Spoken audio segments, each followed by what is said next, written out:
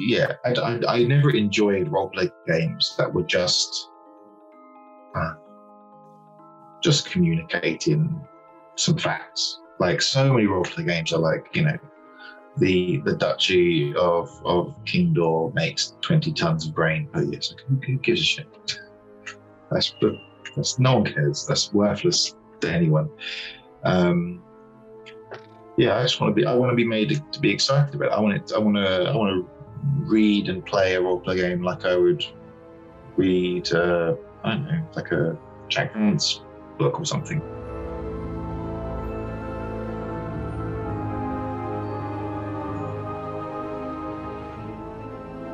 Hi, welcome to the Dieku podcast. I'm Gary Snow, and with me is Daniel Sell, the creator and publisher of the amazing little book and series and IP, and I'm not even too sure what to call it, but Troika, which is a fantastic RPG that we're going to be talking about today, and also an Ennie award winner. So a lot of interesting things that Daniel has done. So Daniel, welcome. Thank you. Good to be here. So before we get kind of started, we always have to kind of do this. How did you get started into this little hobby of ours, role-playing games and tabletop role-playing games in the first place? I got into it through fighting fantasy adventure books, the choose your own adventure kind of things. And then I think I was given one of those TSR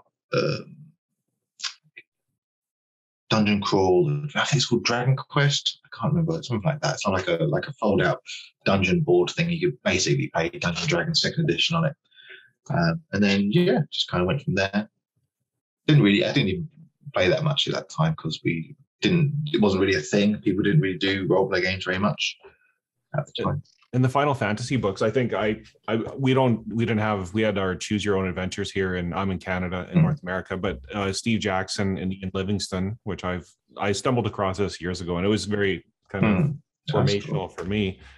But it was basically a choose your own adventure, and you would go through the little book and roll dice, and that actually started the foundation of like your rule set for Troika, was it not? Yeah. I mean, Troika is just a knockoff of Final Fantasy, pretty much. It's I mean, it benefits the fact that like fighting fantasy would change as necessary between the books, so it's never really been very set, I guess, other than the strength, stamina, luck, skill thing, which I'm a big fan of. I really like it. I think it's all you need.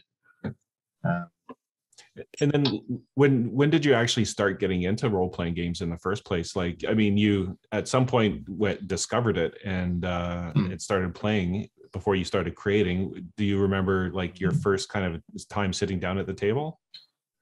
I mean, there was some like abortive starts with 2nd edition D&D, and then I think when I was in my late teens, I started playing 3rd edition with my friends. And that was, I suppose, the first like proper extended kind of engagement with roleplay games.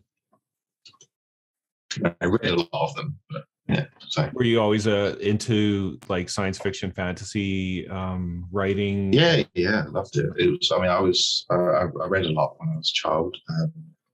We were pretty poor, so it's like that's your choice.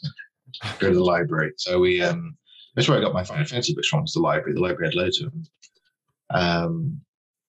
But yeah, I was all over that. That was great. Fantasy and sci-fi stuff. And I mean, a lot of people that end up playing, I mean, but between your home rule sets or home brews and that kind of thing, you start making your own games or like looking at these clunky mechanics and going, oh, I don't like this, I do like that. And do you remember that threshold where you said, you know what, I'm going to start actually like designing games? Was it like through adventure design, and were you the referee GM? Yeah, I was always the GM. I think it's the same for most people that end up doing this, but no, I never really I never really like house ruling things. I like running them as they want them to be ran, at least until, well, like a long way into it. Like, because if you're gonna play someone else's adventure or game or whatever, you might as well. I like allowing it to be in charge and to see what that means. I mean, if you start off by changing things, then you'll never know what they're going for. So, especially with adventures, I very rarely mess with adventures at all, unless you've got something specific where you want to fit them in the game you're doing. But yeah, because it's like having another GM at the table. It's great. Did you have a favorite that you were GMing at that time, or DMing? Adventure wise, I very rarely run an adventure more than once. I don't think I had a fairly consistent group. I remember liking. So there was one like campaign for Savage Worlds I enjoyed. I can't remember what it bloody called. The one where you start off as just it's a standard adventuring party fantasy world thing, and then after the first game, aliens invade and take over the world, and it turns into a kind of resistance fighter thing. That's great fun. I enjoyed that a lot. I think I ran that twice. That was just it was cool. Had a nice bite at the beginning. And then I did a bit of digging on your blog. What would Conan do? Which I thought was pretty fascinating, and I could almost see your evolution moving into Troika. Like I think you correct me if I'm wrong, but the earlier posts were kind of like more like prose and like poetry almost, and then you started getting into game theory. And then it just kind of sped up from there. Is that kind of the evolution of how you like? And that was G+ days and blog days, and yeah. I guess the blog was always just me to put up whatever I was doing at the time. It was never had any kind of greater purpose than that. I think it was important to keep the blog very, very loose, or else I would never do it. Like if I had to worry about it being good or pertinent. So it started off just with some prose stuff, because I started the blog when I was still in university doing my writing course, so that's just kind of what I was doing at the time. And then I think the blog started being more about roleplay games after I discovered G+, and there's just that whole culture of just make stuff, make more stuff, keep making stuff, don't worry about it being good or bad. And then just made a bunch of stuff. And were you a fan of Conan? Is that why you chose the name? Or I did. It was a joke to myself. It's no more funny than exactly what it is on the surface. It was just. I think it's because like when I made the blog, for one of my dissertations, I did a short stage play about Robert E. Howard. That was it. That was why I did that, because I was making a point that Robert Howard and Conan were kind of. It seemed that Robert Howard would often ask what would Conan do in his life, and he just kind of went with that. That was funny. So yeah, and like the idea of having a fictional character dictating your life to you. And then you started Undercroft Magazine. Yeah, that was the first like publishing thing I did. Initially, I think the first issue was pretty much just an adventure I did. I drew it all as well, drew the maps and things. And I printed it on an old LaserJet printer I had in my house. That didn't really work very well. Yeah, that went all right. And did quite a few of those. Technically, they're still going, kind of, sort of. So. And when you were making those magazines, is that kind of where you started finding your voice as a designer? in this space, like a writer creator in the role-playing game world. And I noticed like there's one post in particular that you mentioned that you're running it at a loss, and I think that was only into issue one, 2, or 3, but you were committed to it. And do you ever now, like, we'll talk about the success of Troika, but do you ever now kind of reflect upon that and go, up, I almost gave up at that point and just said, that's enough of I would never have given up. I don't think. I mean, the the Undercroft, if we published it today, we will publish it again. We just, whenever we get enough stuff, we put one out. But they always run out of loss, really, because we pay people for being involved, and they would, one issue would take years to cover the cost of it, and they often do. They're not expensive, but they also don't sell. So it's just a fun little thing we do. Yeah, I mean, I guess in the beginning of doing the zines, the scale is different to now, of course. But we were selling, double digits of them. But yeah, no, I mean, we'd never have given up. It was just an outcrop of the blog and G Plus and all that stuff. And was that like the springboard into Troika? Like, when did Troika take shape in the first place? I think I started doing Troika because I saw there was a new edition of the Advanced Fighting Fantasy Roleplay, and I really liked the original Advanced Fighting Fantasy Roleplay game. Like, I was obsessed with those books when I was younger. The actual, because they made a roleplay game system at some point. It was very strange books. But yeah, there was a second edition, and at the time I was also kind of catching up with Planescape. Because when I was younger, I had, I think, 2 of the box sets, and that was it. Can't afford anymore. Can't find any more. So we had to go off of those little box sets, and they had lots of the Final Fantasy role-playing game, and also the Planescape. They had lots of promise. There was lots of empty space that you can imagine into. And then when you read into them more, like when you get the Planescape supplements, or when you got the Alancia book, which is the last Final Fantasy role-playing book, you realize that the potential was much more interesting than the actual completion of that promise, and it's just a little bit disappointing. And that's why I did Troika in the end, because the second edition of Advanced Final Fantasy was pretty much the first edition of Advanced Final Fantasy, but just tidier, which is fine. It's exactly what it's supposed to be. But I wanted Advanced Final Fantasy, but it delivered that original feeling of just being excited and wondering what's around, the corner.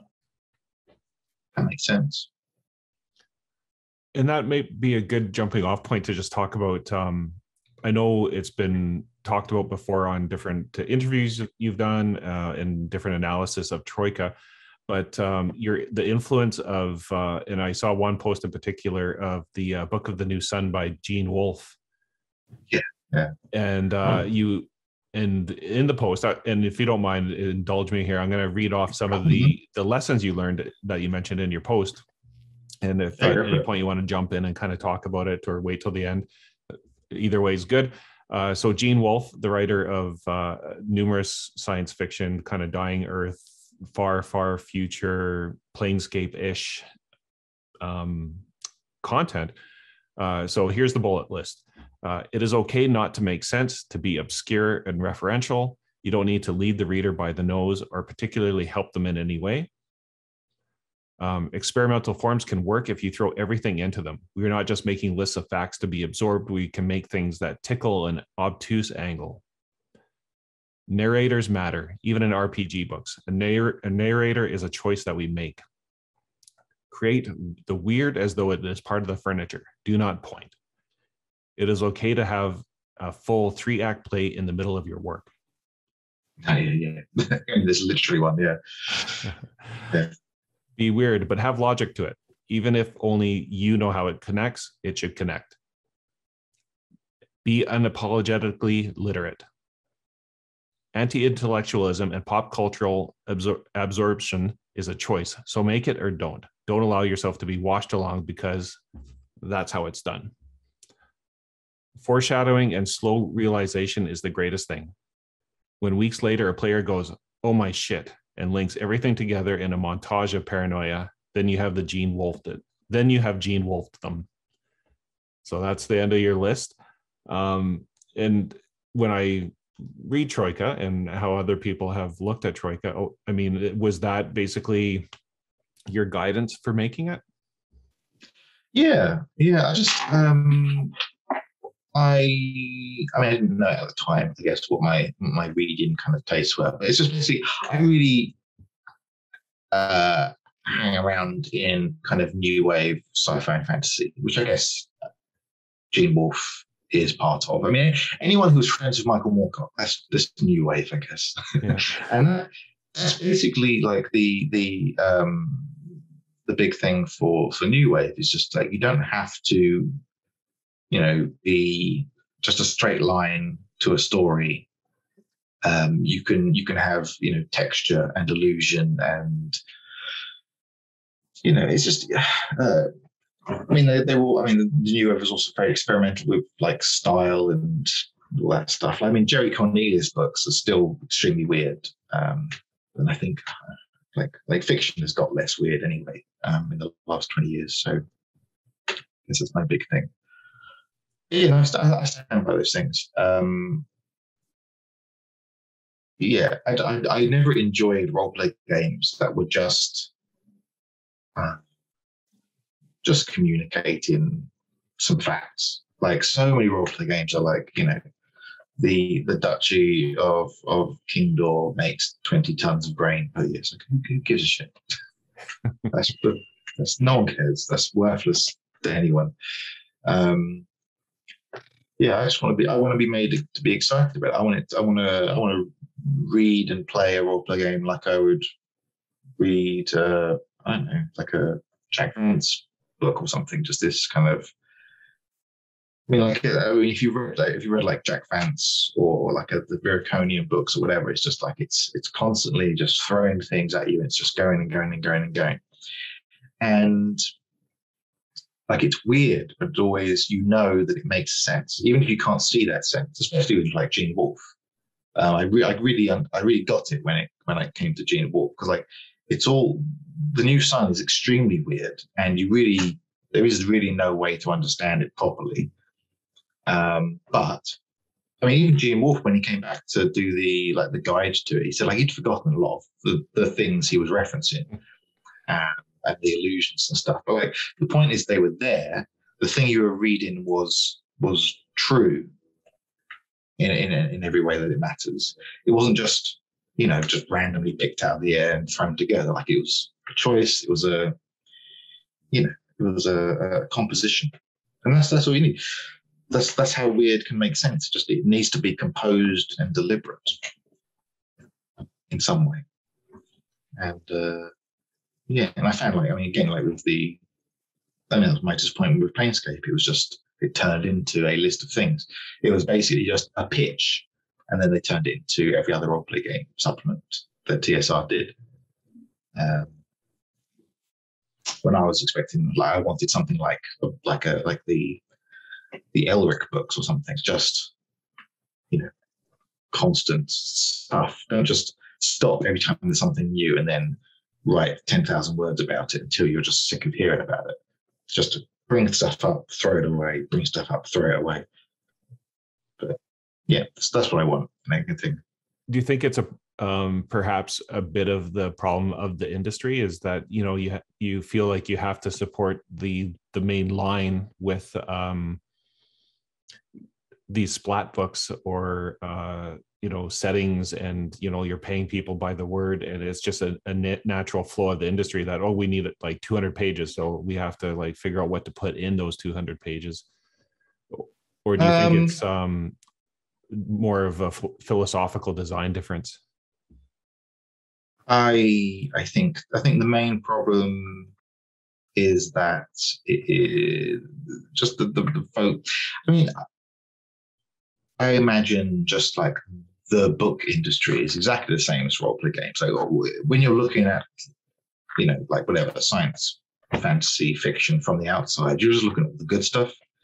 I'm sure there's like 90% of it is trash, just pointless, awful, cynically created trash. So like, you can't say, oh, role play games should be more like Gene Wolfe. So that's an unfair comparison. I don't think role play games have even had a Gene Wolfe come along. So, we're still very new, still finding our feet. And the issue we're coming up against is that we are such a heavily commercialized industry that the most of the voices that come up are the ones who are commercial and safe. And more so, it's about, just IPs.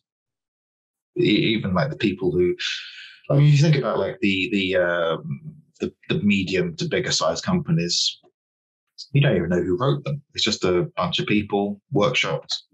They're made in the same way a sitcom would be, which is fine, but it's just it's not what I'm very interested in. When did Troika start to gather steam as far as a community surrounding it? I think it's just been incremental progress from the beginning. It never had a moment where everyone was like, "Oh my god, this thing is brilliant." It was just, I published it same way I would have published the Undercroft. I published it as a little pamphlet, just printed a couple of $100 and sold those, and didn't sell amazingly, sold some. And it's just sold a little bit more year on year consistently. It's never fallen off. It's always got a little bit bigger, and that's just how it's been going. We've never had that moment where it just tips. I don't think it's the kind of book that would ever have that kind of moment, because it's just not that kind of thing. Well, perhaps maybe like it might not have been like a huge tipping point, but the tipping point of other people wanting to create in the world and the SRD and that kind of thing. Like, was there a demand from people to go like, hey, I want to create something in Troika? Do you remember like those conversations happening? Oh, I mean, I started off with it because like, I mean, nothing is going to, I mean, to be clear, Troika I didn't just like create Troika and then, people have started liking it. And I have had to support it every step of the way. Like releasing something into the wild, it'll just die if you just do that. But I've supported it and I've tried to stay ahead of, things in general. The open copyright thing was just something I thought up one day, like, because that was something I came up against. I was initially, when I started Troika, I was very nervous about copyright stuff with it. I had a few people being a bit weird to me about Fine Fancy and whatnot, which is why Fine Fancy never got mentioned in the book, because copyright's a weird thing. It's just the rules around it are who has the most money and who's the most pissed off. So I thought, if we just don't mention Final Fantasy, we'll just we'll call it a draw, and we can,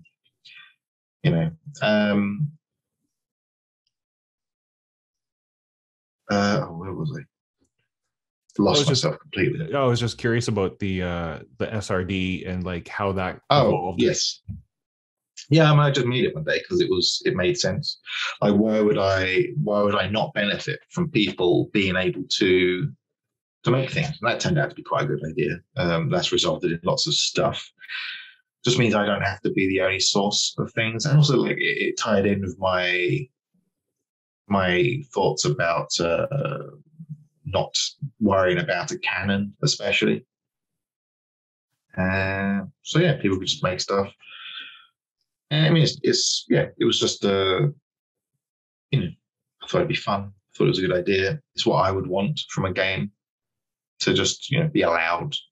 The thing is, I actually spoke to a copyright lawyer when I first started because I was getting nervous about people being weird at me, and from that conversation, the conclusion was like you can copy whatever. You could republish like the thing that Wizards do, the open game license. Yeah. It's nonsense. That's not permission. That's you accepting an imposition from Wizards of the Coast. You never have to sign that or agree to it or anything like that. You can just remake Dungeons and Dragons number for number, and they can't do a thing other than bully you. It's they haven't got a leg to stand on. Even a lot of their copyrights around their stupid words are nonsense. But as soon as you submit yourself to it, you're kind of trapped in there. It's a little honey trap they made. So I mean, anyone could have come along and just said, "Well, I'm doing my own Troika thing," then and I wouldn't be able to do anything about it. Giving people permission, saying, "I don't care, do what you want," it encourages people, and it cuts off those first few steps of like, "Oh, should I or shouldn't I?" It's like, you should, you can, please do, and it just And if people are inclined to make things, they're gonna end up making things for the thing that's the least resistance. So I guess that's what happened there all the time. Yeah, and I mean, I've kind of been around the indie world long enough to see that, inevitably when, at least my perspective is when indie designers are first starting and they're first starting to make their games, they're really worried about somebody ripping off their idea or ripping off their rule set or whatever the case might be. And you are a really good example of building a community around it. And I mean, I've, there's a philosophy of sometimes you got to take your hand off the wheel and not try to control things so much. It's like the surfer, letting the wave take them versus trying to fight it. And, but with that said, do you, what was the first couple other creators that latched onto the Troika brand? And before we answer that question, the name Troika, where did that come from? It was, I think it was when I was originally making, because people say there's an implied setting. There is an actual setting. I know the details of the setting. I run games in it, and I have all that. But the point was that I'm never going to publish that. That's for me. But Troika was just a reference to a particular iteration of the city. The city had 3 layers at the time, and it was called Troika because of that. It no longer has 3 layers; it's different now, and that's fine. Plus, it's a nice shaped word. It's a good number of letters. It's punchy. It's a T is a good letter to start a word on, and the exclamation point is kind of, I don't know, it's a classic kind of new wave 80s 90s kind of thing to do. Just put an exclamation point at the end of it. Great. So, okay, yeah, that's where it came from. So back to the question was, what was the first other Troika game or supplement that came out? Or first few, other creators coming on board and going, I like this, I'm gonna jump on board with you. There was a bunch of blogs that did stuff, and I don't remember who. See, the thing is, I don't remember at all anyone that did anything. There's no standout thing. It just kind of crept up, and then there was just stuff everywhere all of a sudden. I don't remember any particular person being the one to stand up and do stuff. And for better or worse, I pay very little attention to what anyone else is doing anywhere, which is it is what it is. Well, and perhaps, and that's exactly kind of why it works, and also the world of Troika and the whole idea of Planescape. I mean, your approach and the world you've created, it really works well because almost anything is possible. So you never kind of know what could come of it. I mean, the first one that jumped out at me was the acid death fantasy. That's the first one that I saw outside where I was like, oh, that's interesting. And just that image on the cover especially was catching to me. But that was Luke Gehring, who also has a new one that either you're just about to kickstart through your Kickstarter, Troika. And that's called The Big Squirm. And we'll talk maybe a little bit more about that. But as far as the community that you've built up around it, I know Tony Vasinda of Plus One EXP was, I don't know if he was harassing you or he was pressuring you, whatever you want to call it, but he said you need to do a Troika Fest. How did that play out? Oh, I had almost nothing to do with any of it. It was great. He was pestering some of the people that work with me about it, and his pitch was like, I'll do everything, just give you permission. I thought, yeah, it's great, sounds brilliant. My purpose, that's my kind of deal. And then he went and he did all these. I think I did an interview for it, and that was about it. I don't really do public games or anything, so I wasn't really present. I think Luke might have been there for something, but yeah, it was just just a little fun time that happened for some reason, but I don't even understand really. It was nice. It was pretty incredible. And I mean, Tony's, an admitted fan of Troika, and he really obviously enjoys it enough to the point where he organized this. And so from that Troika Fest through Itch, 129 games were created. And that was an incredible amount. And they're so varied and they're so interesting. And all because of the SRD and Tony and the world that you've created.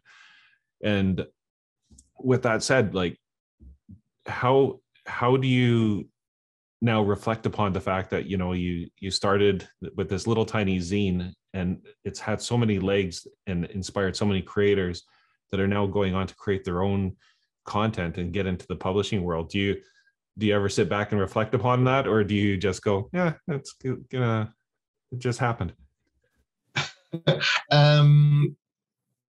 I don't know. I don't feel responsible so much as I just feel like I care quite a lot about. I mean, like, so I don't pay attention to what anyone else is doing because I don't want to particularly be influenced by anything unless it like jumps out of me as being really cool. Like Vaults of Varn, it's wicked, it's great. But like, unless something just harasses me with its goodness, I tend to just let them be. But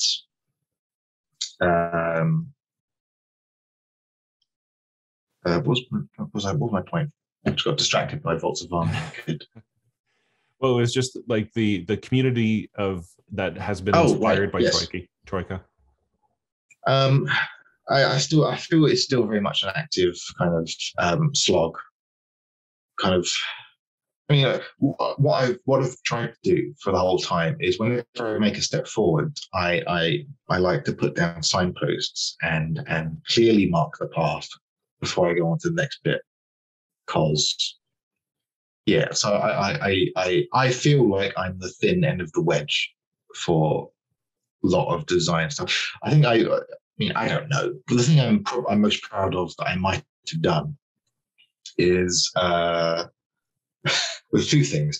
Like on the record, I invented the weather flower. That's everywhere now. I demand my cut of any proceeds to come from weather flowers, X flowers, whatever it is they're calling them now. But and also just like just I think the base level of where people start making things now has raised up from where I first started, and I like to think that I was something to do with that at the very least.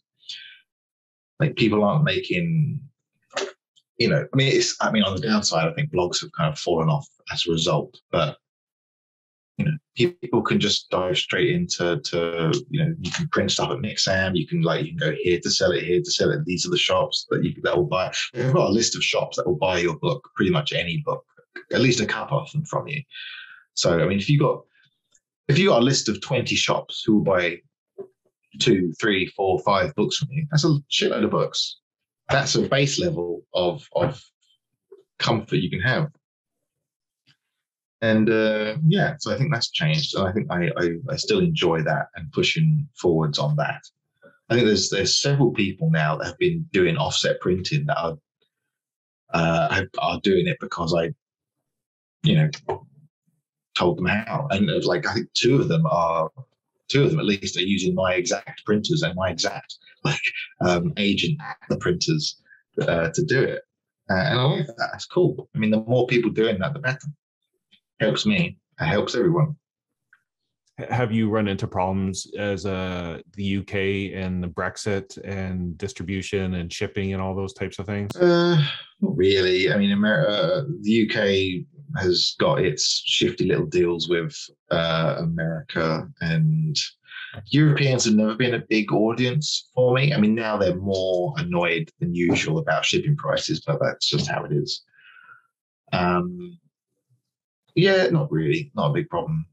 It's mainly just annoying. Yeah. Do you have a sense of where your audience is? Speaking of like the global market, like how much percentage is in the US versus UK versus Canada versus wherever, Australia?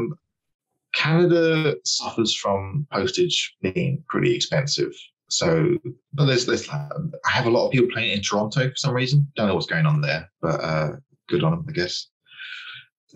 I have a breakdown actually on one of my lists of people who buy our things, and it seems to be like Toronto and Seattle, both quite big for Troika for some reason, and London as well. I think London has the highest concentration. But yeah, it's mainly Americans, I guess, who are buying it. Because I sell probably half of everything goes to America. And then the other half mostly goes to the UK, a little bit going to Europe and some Japan and Australia stuff. And then on top of that, there are. Sorry, go on. Oh no, sorry, you go ahead. I mean, there's also we have distributors in America as well, so it's probably a larger number of Americans than what I'm seeing, because there's a lot of our Exalted Funeral are our kind of American distributor, and they buy tons of the stuff. So. Actually, there's a few people there. Do you generally just send and this is my naiveness of the industry, do you just send a lot to Exalted Funeral and then you do the other direct that you do from your website? Well, Exalted Funeral have a distributor deal with us where they pay distributor prices. So, I mean, if anyone doesn't know, you got your distributors who are above the shops, who then above the customers.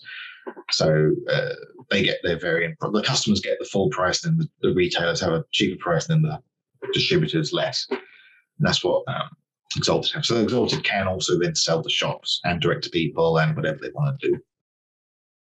But I also sell direct worldwide as well. Just anyone who wants it. And are you able to do it full time now? Is that or how long? Yeah, I mean, I've been doing it full time since 2018, I think. It's it's been quite a while. Cool. So diving back into your blog, you gave some tips, and so we've covered a little bit of them as far as what you would recommend for a new game designer. And it's a little bit older of a post, but correct anything that's changed over the time, because I'm sure a lot has. And I'll try to summarize them so we don't get too into the details, but here's some bullet points. Make a website. The website tells people that how they can buy your book if they want to, and sells direct, which we've just talked about. It's important. But do you find, jumping into that, do you find the whole distribution thing, did you ever consider, I'm just going to do print on demand, or is it just taking too much of a cut? Print on demand. The problem with print on demand is that you're hitching your wagon to someone else completely.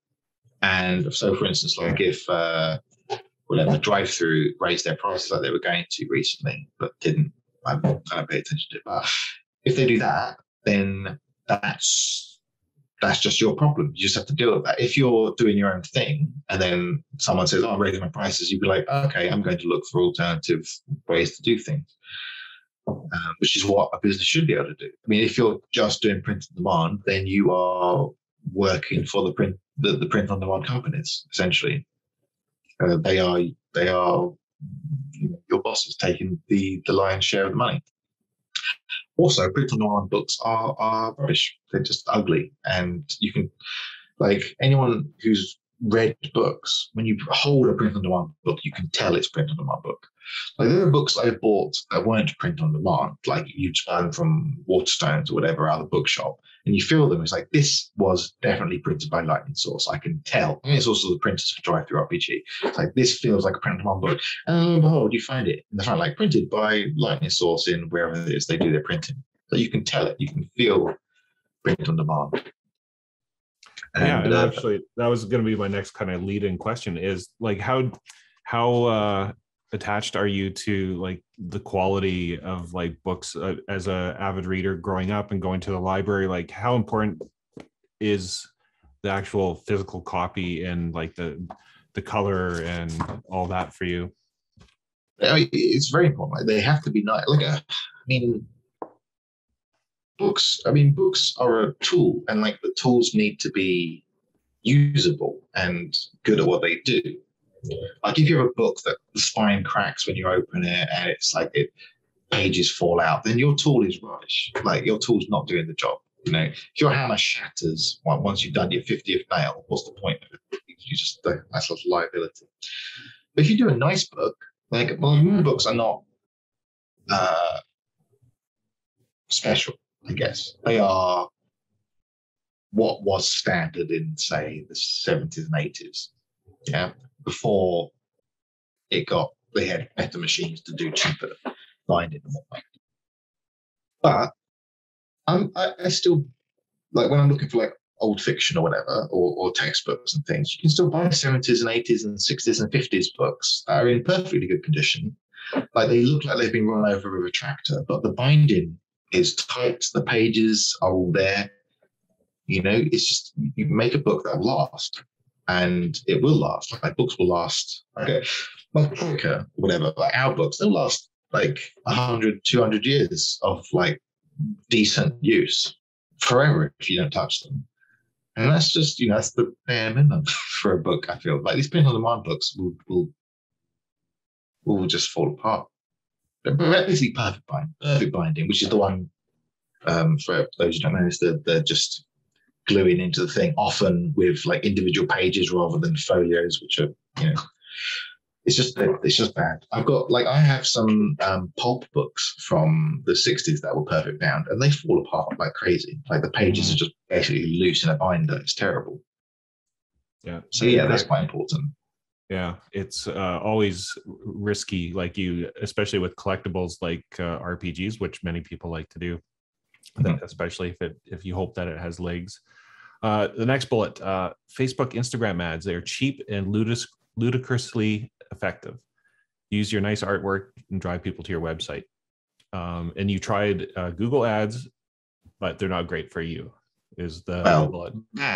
That has changed with time, because that's something, when I first started out with Facebook and Instagram ads were very different, and also I was not as good at them.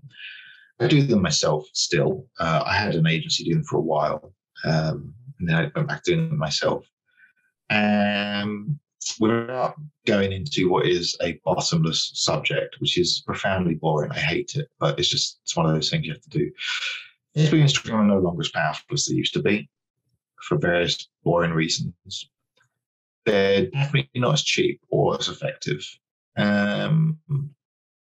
Google ads are great, very, very cheap, but they only work once there is demand for your books. You will not create demand for Google ads or Bing ads or whatever.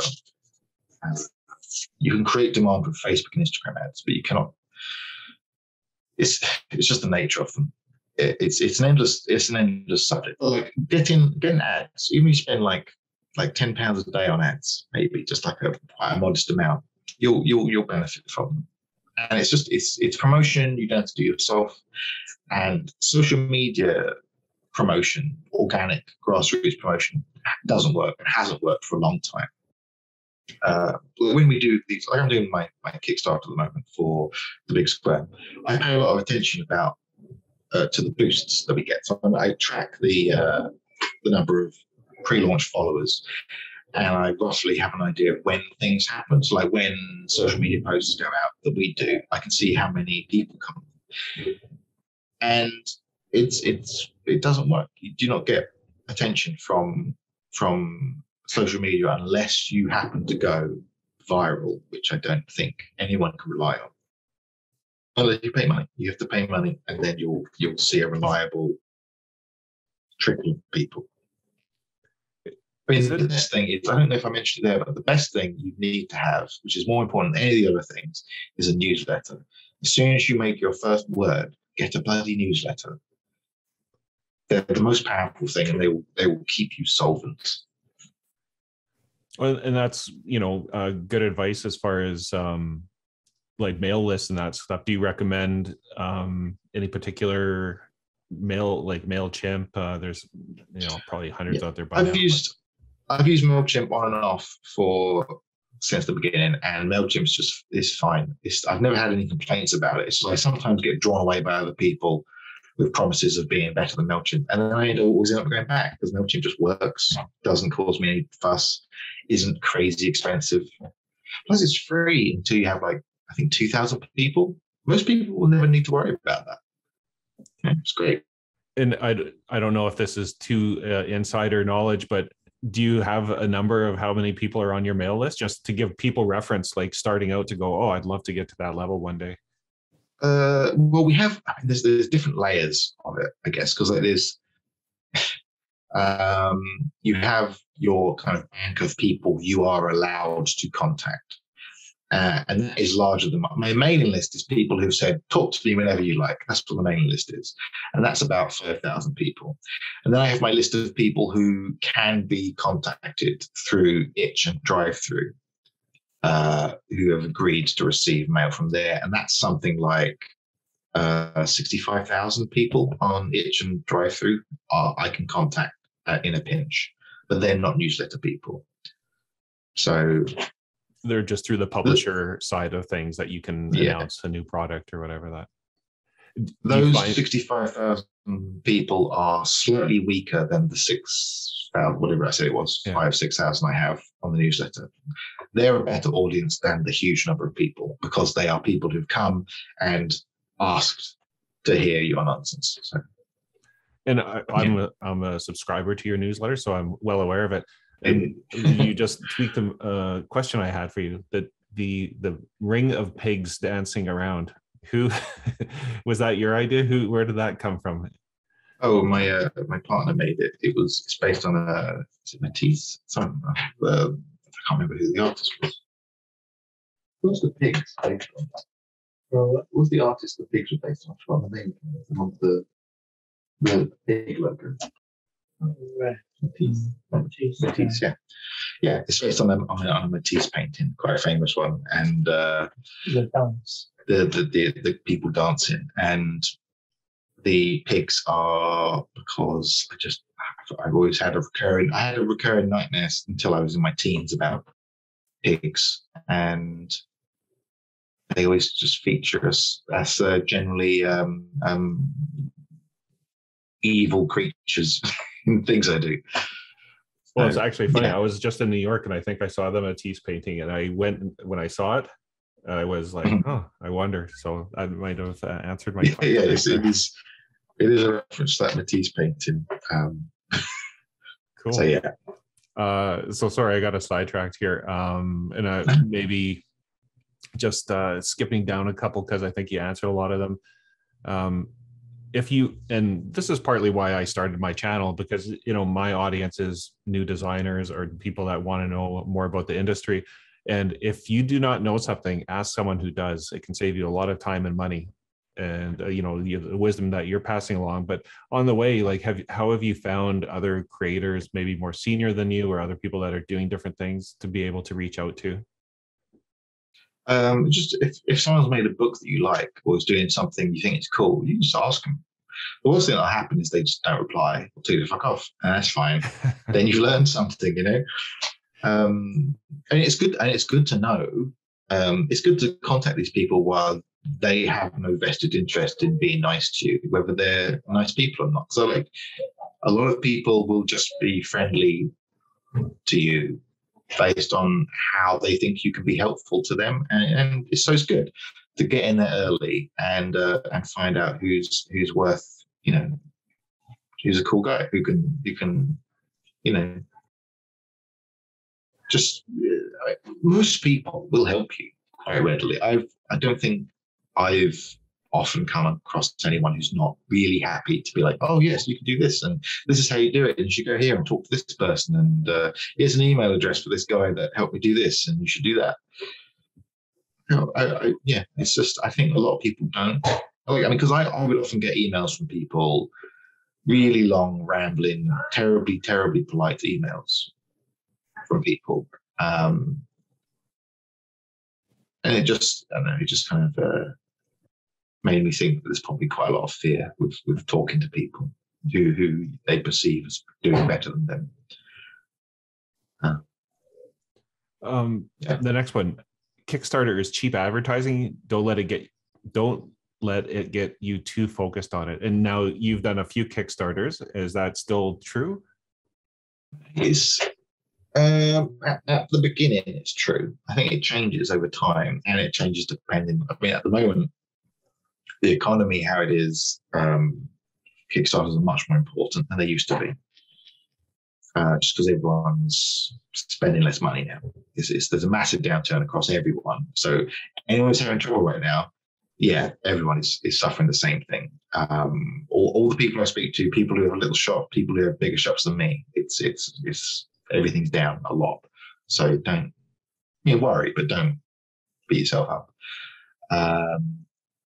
But yes, Kickstarter is very important still, or your equivalent to crowdfunding, although it really is Kickstarter for now. Back started doing crowdfunding, and that might do some damage to Kickstarter, but realistically, it's Kickstarter. I think a lot of people in their first Kickstarter will be like, "Oh, my Kickstarter is going to make £100,000 and it's going to solve my problem." It won't. Like, you will not be that project that does magically well. Also, all those projects you see that do magically well, that come out of nowhere and make £1 million, they didn't do it magically. They did it because they have advantages you don't know about. You know, I mean, they could be anything. They could be many things. They could have investment capital. They could have one of them could have used to have been an advertising executive and knows exactly what they're doing. Anything. Almost never do these things happen by accident. So if you don't know exactly how you're going to make £100,000, you're not going to make £100,000. But you will make enough money to make your project, and you will learn how to do better next time, and you will build your mailing list, and you'll build your skills, and it will just get better and better and better and better. So yeah, don't get too caught up in how much you think and hope it will make. Just do it, get the advertising going, and get on with it. Yeah. And you did the Numinous edition, the one I've been holding up periodically throughout the interview, right in the height of the pandemic. Do you think that benefited, or did it just happen at the time and it didn't matter? Like, you didn't actually plan it? I think the Kickstarter for the Numinous edition was a year before the pandemic, and then I think it was a year before, something like that. And then the pandemic only benefited role-play games. In general, economic downturns and worldwide terror benefit the entertainment industry, just because we're not holidays, we're not, fancy food. We're cheap and permanent and reusable, and people like that. So the pandemic was great for business across the board. Everyone was on a massive upturn. It was the pandemic, but now we're having a massive crash because everyone, war, famine, probably somewhere, so on. But it'll come back. It bounces back year on year. I mean, I've been, even before this, like 2006, you would see these kind of oscillating sales and interest and whatnot, and just keep going. Have you noticed, like, I mean, you kind of alluded to it a few times now, do you tie the decline in sales with the decline in the pandemic, or is it just other things happening, shipping, just general interest in role-playing games? Oh no, it's very, very strictly related to the pandemic. Just when people, it's also summer. Summer is murderous for books and games and things. You do not do well in summer. Any summer, you do not do well. Winter's great. Christmas is brilliant. So you just got to hang on, and you got to. I think it's also an important thing that a lot of people who first start out stop looking at your daily numbers and how you do it. Just look at the last month, and then just kind of work from there, because you just get obsessed with what's happening day in and day. And I mean, even some months are just bad. Some months are amazing. Yeah, you just gotta all the while just keep trying to make good decisions, and then they'll pay off down the line. In 6 months' time, they'll bear fruit. Have you been doing it long enough now that you kind of know your cycles, like ups and downs and summers, and then like timing Kickstarters in congruence with that? I mean, I suppose that I know what I should do. I don't do those things because it requires a level of organization and forethought that I don't have. But yeah, I'm aware of these dips and peaks and things that will happen. They're still, I mean, to this day, they're still upsetting. And but it's just how it is, and you just need to just trundle through it.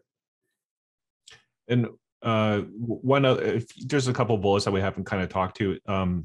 The one that really stuck out at me, and this is my lack of business sense, because for me, and probably like many others, you just want to create the thing, right? You want to live and comfortably and that kind of thing, but you should mark your book up around 10 times the physical cost if you want to eat. If 10 times the cost is too much, then you need to pay less for making your books. And offset printers are great, which we've talked about, but that 10 times, is that still hold true? Yeah, pretty much. 10 times is pretty much what you need to do. It's more complicated than that, obviously, but just 10 times is a short version of it. I mean, if you're making I'll be outside very loud for you. I can't tell. There's people wandering by shouting at each other. Sorry. London. But,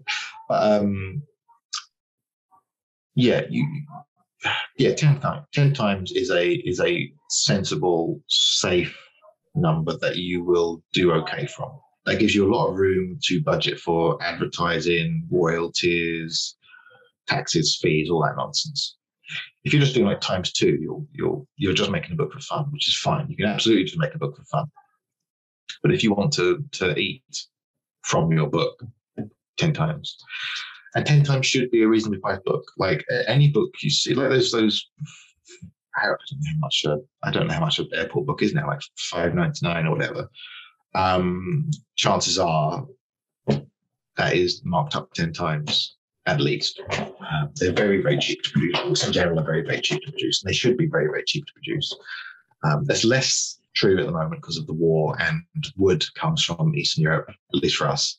I mean, I know people do not print books in America because American printing prices are insane. So it's all China or Eastern Europe, and Eastern Europe is a mess, and China is locked down. So it's a bit different at the moment. In general, it's very, so that's also a good way for you to realize that your print-on-demand books you're being robbed. But when you're paying like £3, £4, £5 to print your £10 book, that's not sustainable. Unless, it is, I guess, if they're handling everything, if they're doing the distribution and selling, then they do okay. Like there is the guy whose name I've forgotten, who does the print-on-demand Dungeons and Dragons stuff, who's got a Kickstarter out at the moment. Flipping heck, I forgot his name. Did Scarlet Heroes and all that. Don't know if you. No, not ringing a bell. Man, so someone will recognize this. Scarlet Heroes, that guy. Google him if you're hearing this. But like, he does everything print on demand. He does really well. Like his business model is, it's great. I mean, but he is just a single person on his own for the most part, doing it and working with freelancers. So it's a different model, definitely a good one, just not the same as mine. So, yeah. Another bullet you had was hire an editor and trust them. Now, this is an area that I was kind of curious about, and it's not to say that you have a lack of editing in your books or anything like that, but your books seem to be almost artistic, in an artistic impression of what you're trying to convey. And I wanted to know about your relationship with the editor and how that plays into that artistic representation. I mean, editor is a really vague word when it comes out, because there's different kinds of editors, obviously. Sometimes you need a developmental editor who will come in and say, this bit doesn't work, this bit change, you should change this bit, this is blah, blah, blah, blah, blah. Sometimes you just want a line editor who will just, commas, full stops, spellings and things. I mean, you always need a line editor, to be clear. You definitely need a line editor. If you don't think you need a line editor, you need it even more. Developmental editors, it can be seen as an indulgence, I guess, for a lot of people, and it is. But they're useful sometimes. Because even if you're a developmental editor and they come in and say, I think this bit's not working, you should put it there. If you say no to them, say, no, I think you're wrong, you at least have to have thought about it and, at least in your head, defended your choice. And if you go to them and say, no, I think you're wrong, I'm not going to do that, that's fine. They're getting paid either way. They're not like, I stand by it. That's great. But, it's, just, get a nice relationship with them, trust them. And, it doesn't necessarily mean do everything they say. It just means that, it's not a fight you're having with them. It's that they're saying things and you're reacting to them. Whether you do them or not, it's your prerogative. The next bullet is, and there's a bunch more, and we don't want to exhaust you too much, but read fewer RPGs. They're a circle. And you talked about that earlier, about how you're not paying too close of attention. Yeah. Roleplay games, the problem with roleplay games in general is they are, they just look to each other, and a lot of them, not all of them, obviously, but it's just they have a very limited pool of inspirations and sources that they draw from, and it's very, very obvious that that's what's happening. And if all you read is roleplay games, it's just going to be boring. You're just not going to do anything interesting, I don't think. You need to be bringing in new material from the outside and rendering it down into new ideas and things. What's the last game that kind of inspired you, though, that you did, you said, where it's just calling to you and you finally went, oh, wow, okay, I'm going to check it out. And it was just off the charts for you as far as this is good.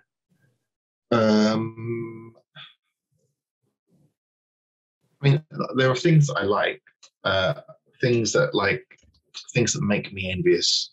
I don't remember the last one. Not to say there isn't them. I just don't remember it off the top of my head. Well, I didn't mean to put you on the spot, because that is always a tough question. No, there's I don't generally buy roleplay games anymore. Right. It's a very boring answer, but I think the last roleplay game that I read that I was like, oh, well, the last roleplay game book that I read, I was like, oh, I'm really envious of this, was Teagle Manor, by the Judges Guild people. And just because it's so old and brave and just reckless, it's wild that someone could write like that. Just so, I don't know. It's just got a lot of energy in it. It's not checking itself constantly, and it's just broad and huge and crazy. And I suppose the last roleplay game I read that I was impressed with a lot was the first edition of Pendragon. Yeah, I read that this year sometime. I got a copy of it, and it's just so small and so big at the same time. It's just this it's just it's just this little box full of crazy potential, and it got the same kind of treatment as Planescape did. It just got big and bloaty as the editions went on, but just that one little box just has everything you need in there. That's crazy. It's great.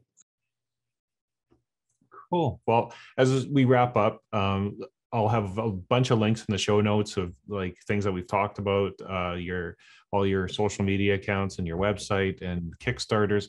But just tell us about the Big Squirm, because that's the new one coming up, and this might be kind of mid-campaign, but hopefully you get that mid-campaign bump from it, hopefully a little bit. Just talk to us how that came to be and what your plans are for it. The Big Squirm was originally written because I asked Luke to write a Troika book, and he said yes. So the Big Squirm is what happened, and it's the first adventure kind of. Well, I mean, the Troika has an adventure set in Troika, but Big Squirm is set in Troika, and it is a kind of a hard-boiled, pounding the streets detective adventure, which I think is funny. It's just as a concept, it's a fun thing. And yeah, so they're investigating a case of worm fraud, essentially, that a bunch of rich people invested in scarf worm futures, and all the scarf worms ended up to be fakes. So the players are being hired by the various factions who have lost or gained money in this gigantic fraud. And yeah, and then they have a very convoluted, crazy